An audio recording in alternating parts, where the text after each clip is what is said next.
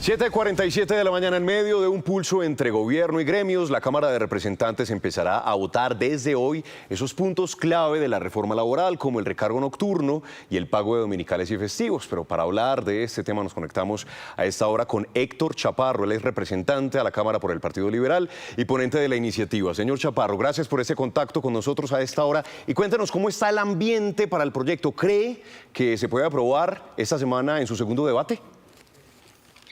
Buenos días, Andrés, Nicolás, Alejandra, toda la audiencia de Noticias Caracol. Bueno, este proyecto de reforma laboral es un proyecto que ya ha surtido su primer debate en la Comisión Séptima, un proyecto de ley que ha venido surtiendo diferentes modificaciones a lo largo de su discusión y que ahora que entra a la plenaria de Cámara de Representantes sigue precisamente generando discusión, debate y, por supuesto, escenarios de concertación. El Partido Liberal es un partido que históricamente ha defendido las causas laborales en nuestro país y que entiende también que no puede ser que en Colombia, en nuestro país, la única forma de generar empleo sea incrementando los costos laborales,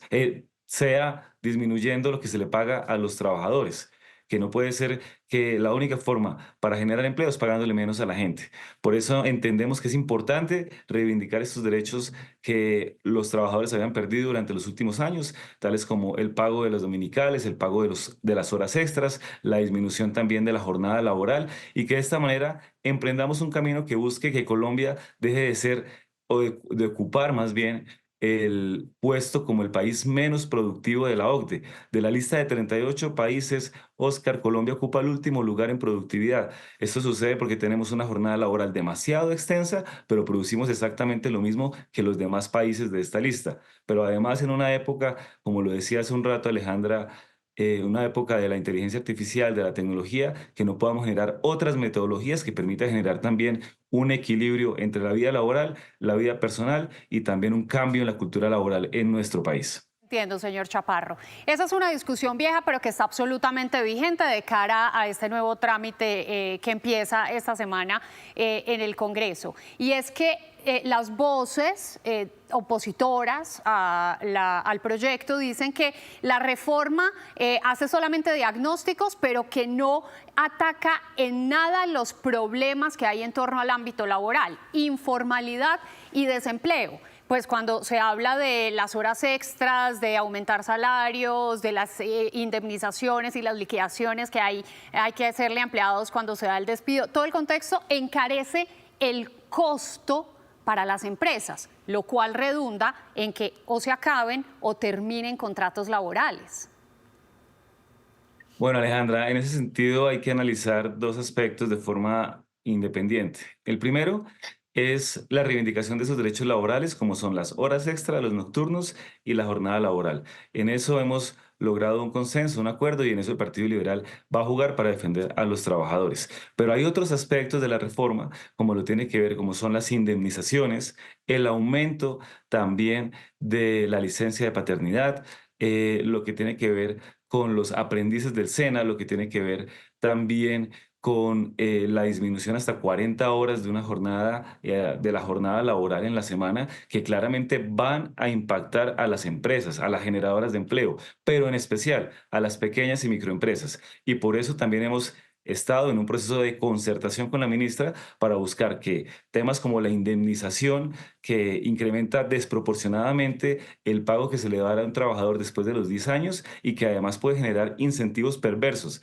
para que las empresas, justo cuando un trabajador va a llegar a esa edad de trabajo en una organización, pues prefiera prescindir de este trabajador y que genere ese el efecto contrario. Nosotros hemos hecho una propuesta en la cual se haga un aumento, pero mucho más leve frente al pago de las indemnizaciones cuando se va a despedir un trabajador sin justa causa, y que de esa manera podamos tener un equilibrio entre los derechos de los trabajadores, pero por supuesto en la defensa de las empresas de nuestro país y, como ya lo dije, de ese tejido microempresarial que existe en Colombia, donde cerca del 90% son micro y pequeñas empresas, son las grandes generadoras de empleo en todo el territorio colombiano.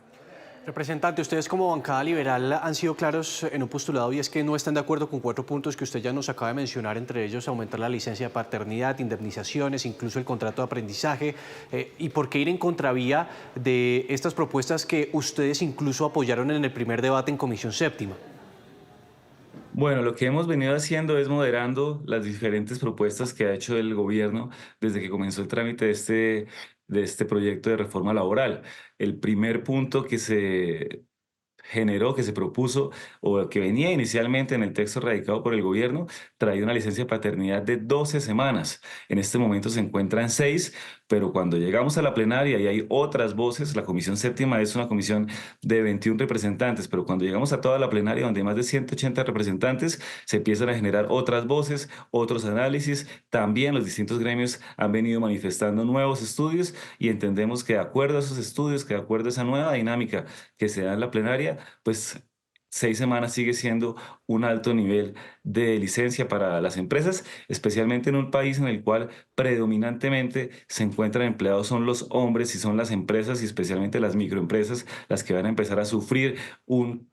aumento en estos costos, pero además una dificultad en la realización de su actividad económica y por eso estamos generando estas propuestas en concertación con todo el partido, en concertación con todos los representantes y escuchando las distintas voces de la región y por supuesto de los gremios. Representante, gracias por ese contacto a esta hora con Noticias Caracol. Estaremos pendientes entonces, muy pendientes de lo que pase en este nuevo debate en relación con esta propuesta. Bueno, muchas gracias. Un saludo muy especial a toda la audiencia e invitarlos, Nicolás y Alejandra, en una problemática que ha venido afectando a nuestro país, especialmente el departamento de Boyacá, que tiene que ver con los precios de la leche. El día de mañana estaremos en la Comisión Quinta en un debate de control político al Ministerio de Agricultura, al Ministerio de Comercio, a la DIAN y a distintas entidades del Gobierno Nacional para que se le ponga un tate quieto a esta difícil problemática que están hoy enfrentando los lecheros en todo el país. Mañana nos cuenta cómo le va. Muchas gracias.